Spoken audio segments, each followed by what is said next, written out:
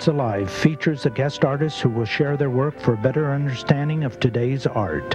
Program moderator is James Carroll. During the live presentation, the home viewer has the opportunity to call and speak directly with the artist. New Arts Alive is brought to you by the New Arts Program, a nonprofit arts service organization in cooperation with Berks Community Television. New Arts Alive is supported in part by the Pennsylvania Council on the Arts, local government, area businesses, NAP memberships, and individual contributions. Good evening. I'd like to welcome you to New Arts Alive, and with me I have two guests. To my extreme right is, it is right. It is, yes it is. Is Hunter Yoder. And right to my right is Patricia Hall. And what we're going to be talking about tonight is hexology, and basically because of the area that we're in, Pennsylvania Dutch area, which I always find quite interesting. Dutch, the word seems Deutsch. It's from Deutsch. out of place, I know. It's from Deutsch. Yes. Yeah, the German. They heard very strangely when They heard said, Dutch. Yes. Right.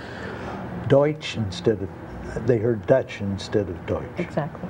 And so what I'm going to are you going to give us sort of a general synopsis of, well, would you give us? Well, thank you very much, James, for having me here. It's been a long time since I've been in Reading. I was actually born in Reading, and my parents are from Reading. And it also in 1820, Homan published The Long Lost Friend, which is a well-known grimoire of charms that were used in Pennsylvania German magic. Reading's also ground zero for hexology, as is Berks County. These things that you usually see painted on barns. Another term that has been used more recently, I think, is they are called barn stars or barn charms. And the origin of the word hexology and hex signs is subject to debate. Some think, according to my cousin, Dr. Don Yoder, in his book, that it comes from the word hexafuß, which is German for witches' feet, and these were supposedly footprints of witches. The Fuß is the foot. Right. So they were called hexafuß. And hex means witch. Hex means in German or Deutsch and probably Deutsch, which is the Pennsylvania German dialect, witch. And hexerai is witchcraft, and that is one of the possible origins of the word hexology or hex signs.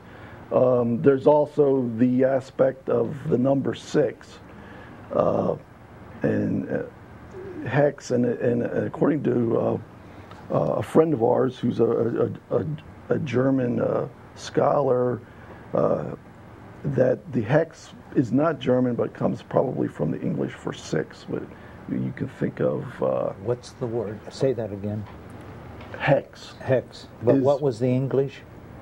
Well, it has an English origin, like a. And it still was the word hex. Yeah, it's not. Yeah, wasn't it? It's not Zex. It's in German. It's Zex.